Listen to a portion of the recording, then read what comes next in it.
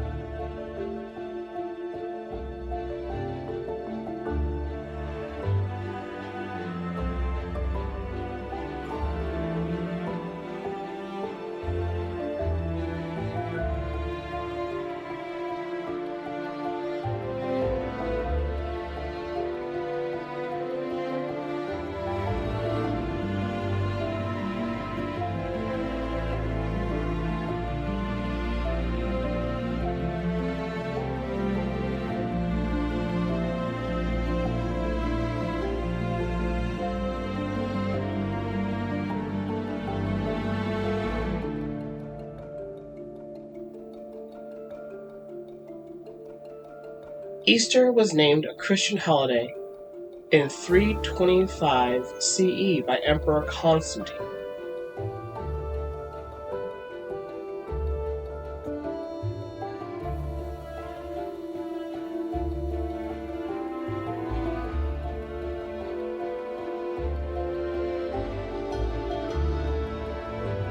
The festival celebrates the belief that a Jewish man, all referred to as Yeshua, was executed as a political prisoner by crucifixion, only to come back to life after. The event is said to have occurred 3 days after Yeshua was crucified by the Romans and died in roughly 30 Common Era.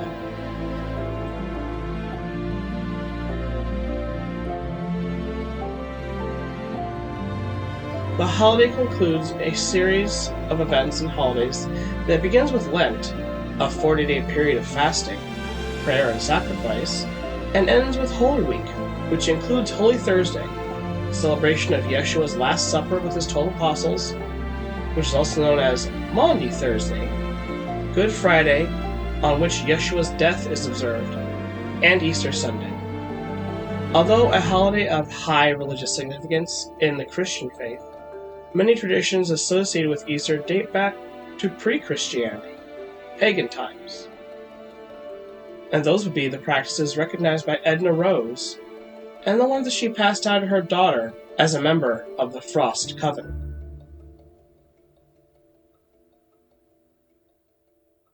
So why is it called Easter? Well, Saint Bede the Venerable, the 6th century author of Historia... Oh goodness. You know, my Latin just isn't this good. I'm just going to pronounce it in English.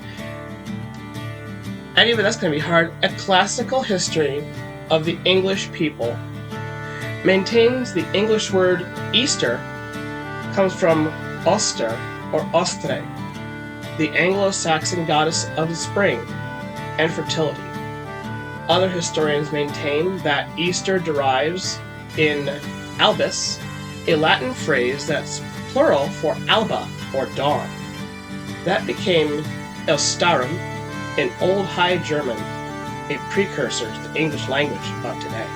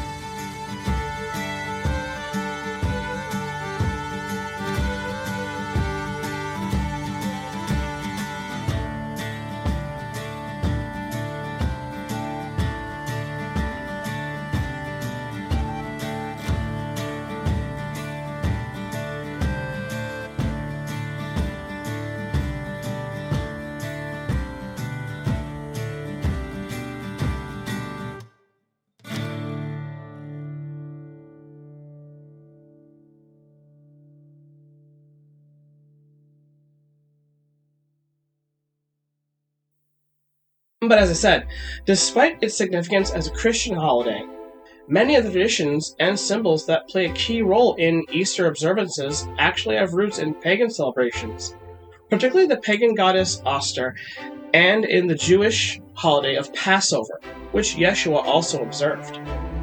In fact, the Last Supper was essentially a Passover feast. However, the New Testament describes it as being given a new significance by Yeshua. He identified the matzah, or bread, he shared with his 12 apostles as his body, and the cup of wine they drank as his blood. These rituals would come to symbolize the sacrifice he was about to make in death, and became the basis for the Christian ritual of Holy Communion, which remains a fundamental part of Christian religious services.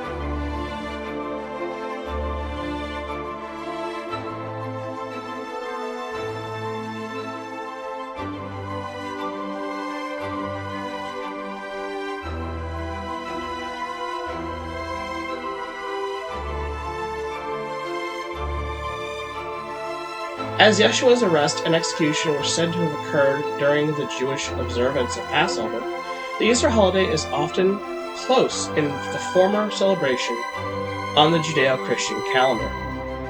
There are many Easter-time traditions with roots that can be traced to non-Christian, even pagan, or non-religious celebrations.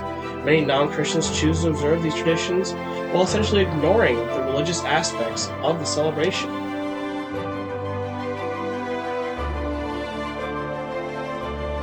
Examples of non-religious Easter traditions include Easter eggs, and related games such as egg rolling and egg decorating.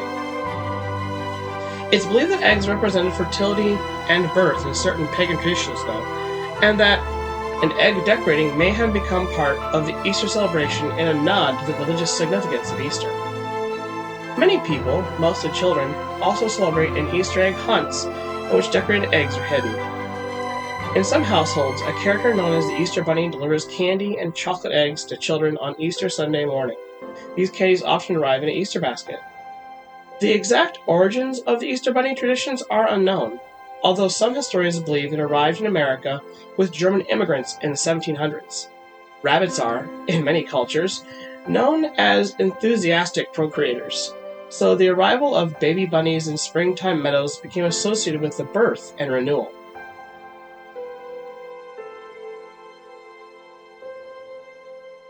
However, old myth suggests that the goddess of early Teutons, and we'll be seeing that name come up again, was named Ostara, and once saved a bird whose wings had frozen during the winter. She turned this bird into a rabbit, yet the bird retained its ability to produce and lay eggs, thus creating a unique hybrid creature, or even cryptid we could label as an Easter bunny. According to Germanic Lutherans, this Easter hare also played a role similar to Santa Claus or Krampus in evaluating the behavior of children in the cultures where they're observed. Fitting, since rabbits, robins, eggs, and spring were all a part of the deity portfolio of Ostara and many goddesses like her. Notably, several Protestant Christian denominations, including Lutherans and Quakers, have opted to formally abandon many Easter traditions, deeming them too pagan. However, many religious observers of Easter also include them in their celebrations.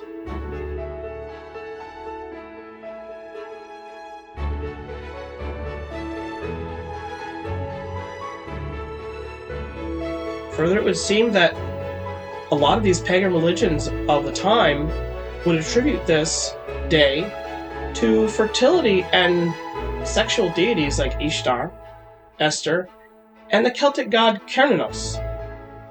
In fact, we can draw more conclusions between Cernuous and Yeshua. Here they are. As Lord of the Forest, Cernuous is usually depicted as a man with a beard and wild, shaggy hair. However, sometimes he can have the bottom half of a deer, or more commonly, the antlers of a stag attached to his head.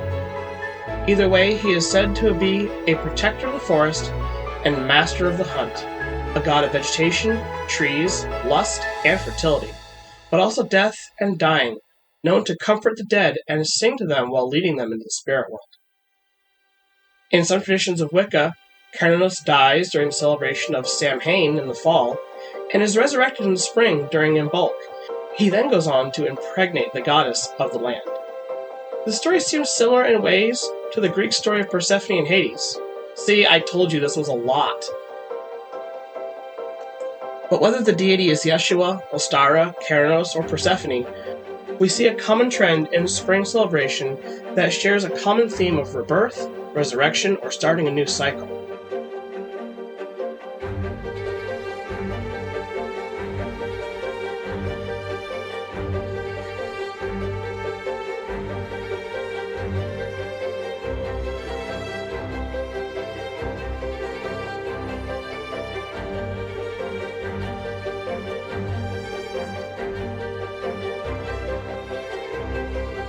It's the start of the Western Zodiac with Aries, the ram, who also has horns like Cernuous, but is a lamb as Yeshua is referred to.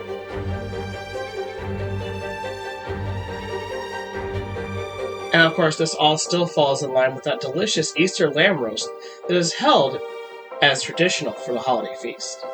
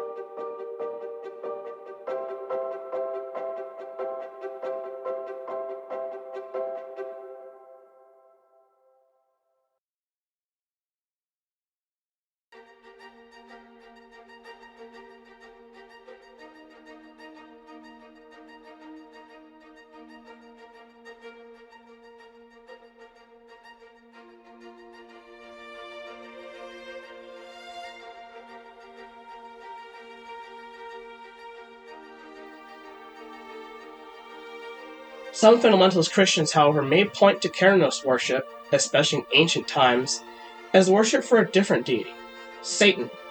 Now, with Satan being primarily an evil force for the Christian faith, it becomes easy to see how these two belief systems may differ greatly. Many pagan theologians insist that Cernuous' depiction served as a basis by which Satan was designed.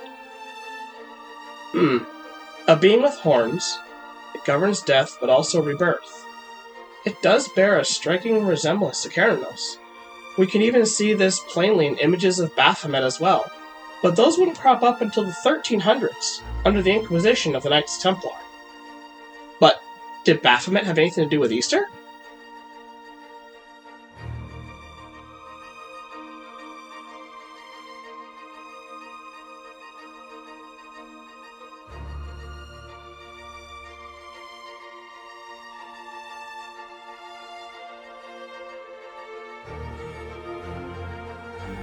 Well, not directly. However, if we take these also as depictions of a Satan deity, it is said that when Yeshua died, he went to Satan's domain for 3 days. So there is an indirect link to Satan imagery, and thus a hazy link back to Cernuous as well.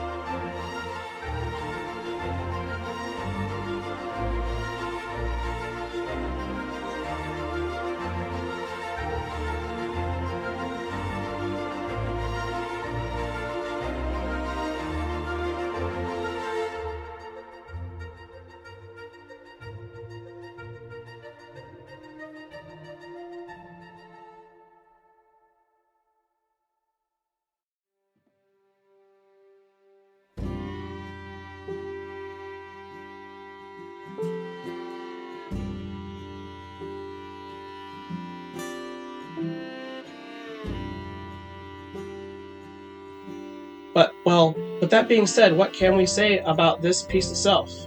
What is the correlation to Easter celebration? Well, here we have Edna and Madeline, and they've joined an early morning hunt. The mists in the forest provide an extra challenge as visibility is low. We can tell just by their stance that Madeline at this age is not as skilled of an archer as her mother. She grips the arrow tighter, she's clutching the haft of the bow with an almost white-knuckled fervor, excited to be out for the hunt with her mother once again.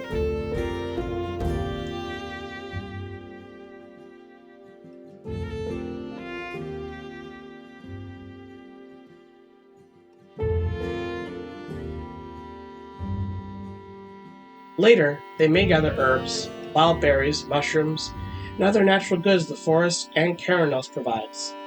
Edna will lay the offering of a rabbit at a forest altar and offer a prayer to Cernuous that Madeline's life be a prosperous and fertile one, just as she feels her own has been.